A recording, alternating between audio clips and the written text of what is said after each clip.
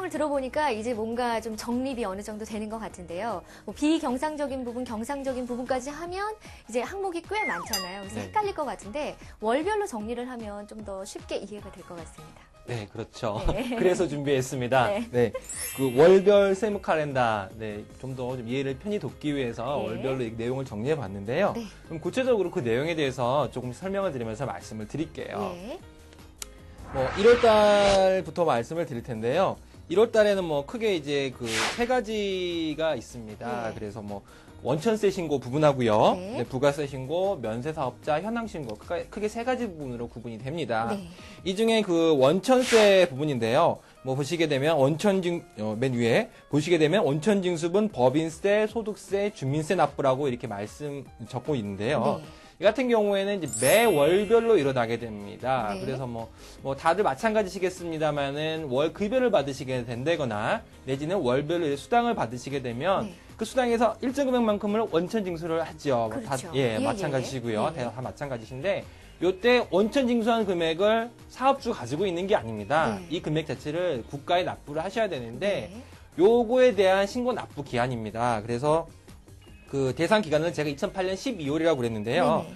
그 원천 징수했던 세액을 납부하는 경우는 그 원칙적으로는 징수일이 속하는 달의 다음 달 10일입니다. 네네. 그렇다면 2008년 12월에 징수를 하면 네. 그 달이 속하는 달의 다음 달인 1월 1월에? 10일까지 납부하면 되겠죠. 네네.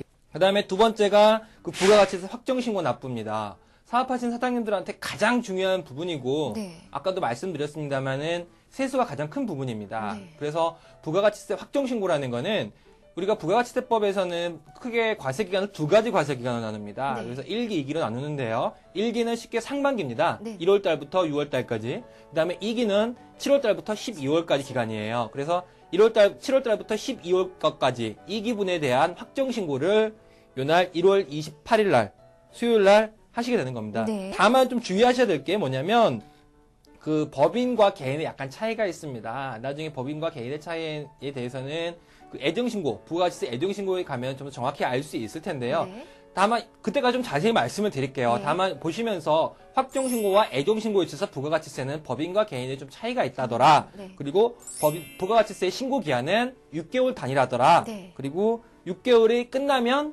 날부터 25일. 네. 그렇죠? 네. 그러면은 1기는 1월 달부터 6월 말까지니까 6월 말부터 25일이면 7월 25일. 그렇죠? 예. 그다음에 2기는 7월 1일부터 12월 말일까지니까 1월 끝나고 20 25일이면 네. 1월 1월 25일. 그렇죠. 네. 그래서 요 두 번에 걸쳐서 확정신고 납부를 한다더라라는 예, 예. 걸 꼭 명심하셔야 됩니다. 네네. 이 부분이 특히 중요하니까요. 그렇죠. 좀 부가가치세 부분은 워낙 세수가 크기 때문에 네. 좀 주의하셔야 되고요. 네. 그다음에 세 번째가 면세사업장 현황신고입니다. 우리 뭐 하이플래너님들 중에 그 고객들 중에서 가장 큰 고객층 중에 하나가 아마 의사분들이실 네. 거예요. 네, 전문직. 뭐 전문직, 고소득 전문직이라고 말씀을 하시는데 이 의사분들이 바로 대표적인 면세사업자분들이세요. 네. 이분들은 그 의료보건 영역을 공급을 하시기 때문에 네. 별도로 부가가치세가 붙지 않습니다. 예. 그래서 이분들은 부가세 신고를 하지 않으세요. 예. 대신에 1년에 한 번 면세사업자 현황신고라는 걸 꼭 하셔야 됩니다. 네. 꼭 하셔야 되는데 그 날짜는 잊으시면 안 돼요. 네. 어찌됐든 무슨 일이 있어도 하늘이 두 쪽이 나도 네. 1월 말일날 네. 1월 말일날 면세사업자 현황신고를 하는 겁니다. 네. 그럼 두 번째로 2월 달에 대한 부분을 한번 살펴볼게요. 그 일용직 근로자의 근로소득 지급 명세서 또한 근로 이외의 지급 명세서에 대해서 제출을 하는 겁니다. 네. 뭐 이런 경우에는 일일 일당을 주고 쓰는 잡급의 그렇죠. 경우를 일용직. 많이 있습니다. 네. 일용직이요. 흔히 말하는 일용직이 많은데 이분들에 대해서 급여를 얼마 줬다라는 네. 명세서가 있을 거 아닙니까? 네. 그렇죠? 이 명세서에 대해서 2월 말일까지 네. 일용직에 대해서 신고를 하셔야 되고요. 네. 세 번째 부분이 3월 달에 해당하는 부분입니다. 뭐 네. 원천징수 이행신고 부분은 앞으로 이제 매월 나오니까 더 이상 길게 설명을 드리지는 네, 않을게요. 네. 다만 이제 3월 달에 주의하셔야 될 부분이 이 지급명세서 제출입니다. 방금 앞서서 말씀드린 2월 말에 일용직 지급조서, 네. 지급명세서 제출하고 연계돼서 생각하시면 돼요. 그래서 일반적으로 그 근로자들이 회사를 다니게 되면 내지는 직장을 다니게 되면 급여를 받고 연말정산을 하게 됩니다. 그렇죠. 그렇죠? 연말정산을 하게 되면 거기에 대해서 정산한 금액에 대해서 세금을 신고 납부하셔야 돼요. 네. 그죠? 그 작업을 사업주가 대행을 하게 되는데 네. 요때 신고 납부하면서 별도로 근로자한테 급여가 얼마가 나갔다라는 지급 명세서 역시도 제출을 하게 됩니다. 네. 보고 기간이 3월 10일이에요. 네. 그 다음에 또 주의하셔야 될 부분이 앞서서 뭐 법인 자세한 설명 조금 드리긴 했습니다만은 일반적으로 법인들도 대부분이 1월 1일부터 12월 31일 결산 법인입니다. 그렇죠?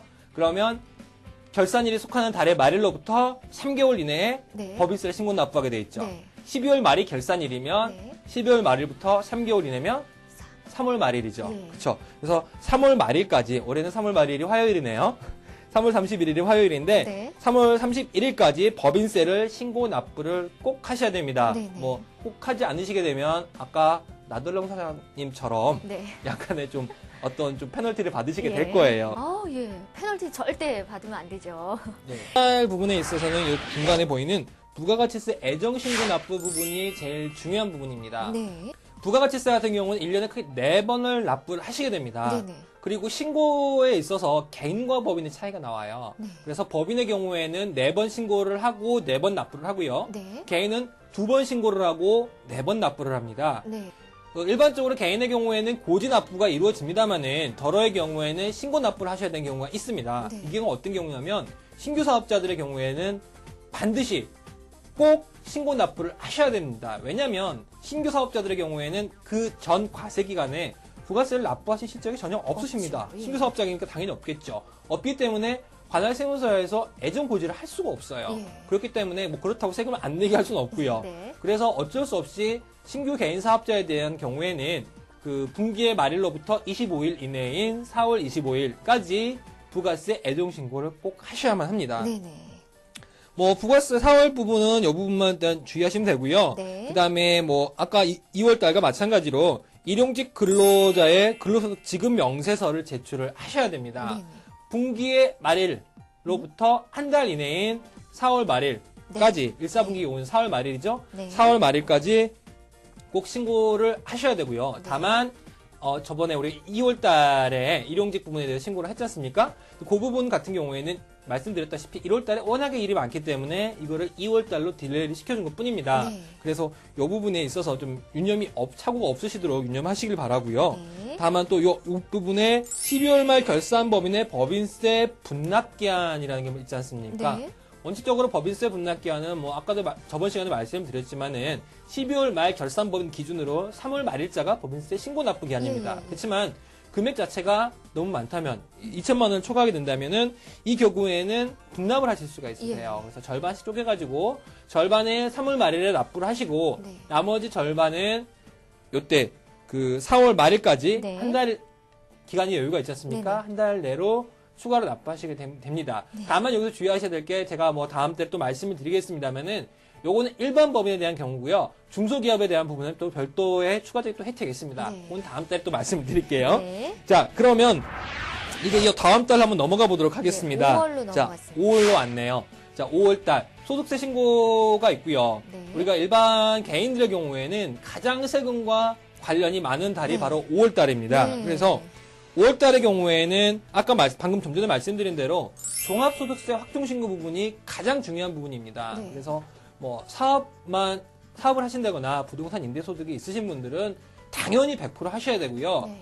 근로소득이 있으면서 추가적으로 사업소득이 있다든지 내지는 근로소득이 있으면서 별도의 부동산 임대소득이 있다든지 네. 뭐 이런 경우에 있어서는 무조건 합산해서 다시 신고를 하셔야 됩니다. 네. 회사에서 연말정산했다 끝나는 게 아니라 추가적으로 해야 되기 때문에 네. 우리 플래너님들 뭐 거래처 클라이언트들께서 뭐 근로소득도 있고 사업소득도 있다 내지는 부동산 임대도 하는데 직장생활 한다더라 네. 그러면 꼭 그분들이 연말정산 끝났다라고 끝나는 게 아니라 그리고 5월 달에 5월 달에 확정신고를 해야 되기 때문에 예. 꼭 이 부분 다시 한번 짚어주셔야 됩니다. 예. 또한 거기서 끝나는 게 아니라 뭐 제가 저번 시간에 잠깐 말씀을 드렸을 거예요. 비경상적인 신고라는 게 있습니다. 네네. 그래서 뭐 양도소득세라든지 상속세라든지 증여세라든지 이런 부분 있지 않습니까? 네네. 그래서 뭐 양도세의 경우에는 양도일이 속하는 달의 말일로부터 2달 이내에 신고 납부를 해라 네네. 라고 말씀을 드렸을 겁니다. 네. 근데 이게 무조건 그렇게 하는 건 아니에요.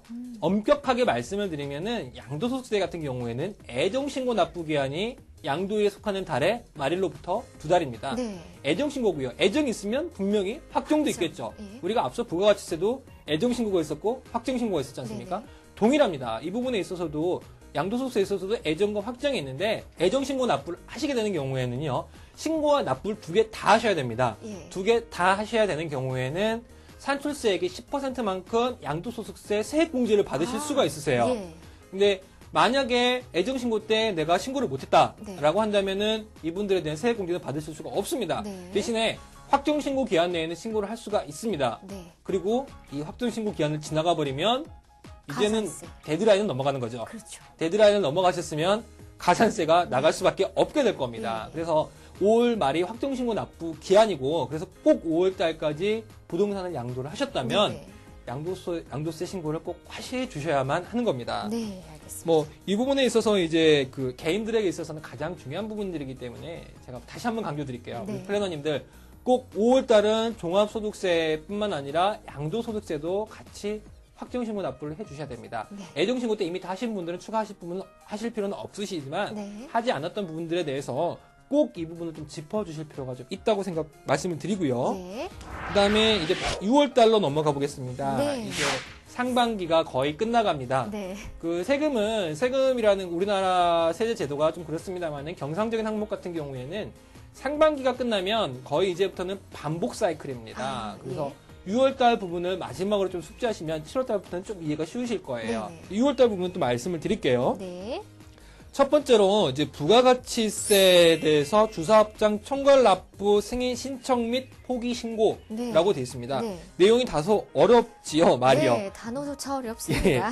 이제 이런 개념입니다. 사장님들이 사업을 하시는데 사업장이 하나만 있을 수는 없죠. 예를 들어서 마포에 하나 있을 수도 있고요. 네. 강남에 하나 있을 수도 있습니다. 네. 그리고 종로에 하나 있을 수도 있어요. 이 사업장에 대해서 부가가치세를 신고를 합니다. 근데 원칙적으로 부가가치세 신고는 사업장별로 신고하게 되어 있습니다. 네. 그러면 이 사장님은 부가세 신고 기한은 말씀드렸지 않습니까? 기한 끝나고 확정신고 기한 끝나고 25일, 1월 25일, 7월 25일인데 네. 1월 25일, 7월 25일 때 네. 마포 가서 신고하고 강남 가서 신고하고 종로 가서 신고할까요? 아, 사장님이 홍길동도 아니지 않습니까? 네. 납부가 따로따로 해야 되고 예. 그렇게 하면은 납세자한테 너무나 큰 불편이 생깁니다. 그래서 요거는 우리 플래너님들 알아놓으시면 정말 사업주님들께 클라이언트들께 정말 유용하게 쓰실 수 있으세요. 네. 사업장에 여러 군데 계시는 분들에게는 그 방금 말씀드린 주사업장 총괄 납부 승인 신청을 꼭 하도록 말씀을 드리십시오. 네. 만약에 그렇게 하시게 되면은 주사업장에서 네. 마포가 됐든 종로가 됐든 강남이 됐든 어느 하나를 주사업장으로 설정을 하고요. 이 주사업장에서 나머지 기타 모든 사업장에 있는 부가세 신고 내역을 네. 총괄해서 신고를 하고 총괄해서 납부를 해버립니다. 예, 예. 그러면 별도 사업장에서 추가적으로 신고 납부할 필요가 없겠죠. 예. 번거로울 필요가 그럼요. 없어집니다. 발품을 그렇죠. 팔지 않아도 되고요. 그래서 세법에서는 과세기간 개시일 20일 전까지 네.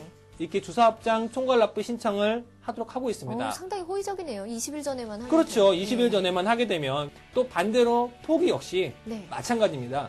한꺼번에 신고 납부를 할 수 있으면 또 이거를 따로따로 할 수도 있겠죠. 네. 한 번 묶으면 이거를 풀기는 쉽지 않아요. 한 번 묶으면 계속 가야 됩니다. 네. 그래서 내가 따로 하고 싶다 따로 할 수 있는 게 아니에요. 아, 그래서 그래요? 예, 따로 네. 하고 싶으면 따로 하겠다라고 포기 신청을 하셔야 됩니다. 네. 그래서 요거 기한도 꼭 유념을 하시고 동일합니다. 과세 기간 개시일 20일 전. 네. 부가가치세 과세 기간은 무조건 6개월 단위고요. 네. 상반기, 하반기로 나뉩니다. 네. 그래서 요 부분을 좀 유념하셔서 과세 기간 개시 20일 전까지 꼭 주사업장 총괄 납부 승인 신청을 해 주시고요. 네.